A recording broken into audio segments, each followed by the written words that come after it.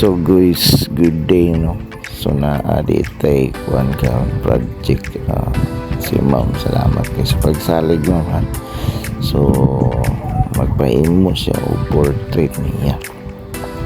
So dari nagsugod ta sa mata para makuha na tong mata, makuha na tanan. Importante yun ang detail sa mata.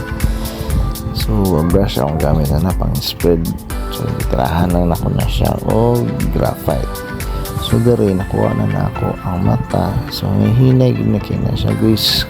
Kailangan gamitan mo na sa graphite pencil o charcoal sa mata para makuha gini mo ang nahong kaya magbase ang pagkahuman sa portrait sa mata.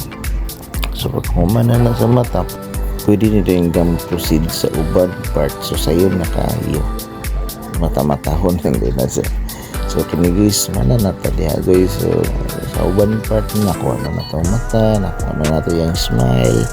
Ang skin tone na lang ato at timano na na guys. So power na kayo na siya, hapit na tamaw man na. So thanks God kayo, hapit na kita mahuman diya. At hindi siya guys, repost na ako ni guys dili tag-tawad na ni siya pagkimuan lang nako content para murag night natay tutorial.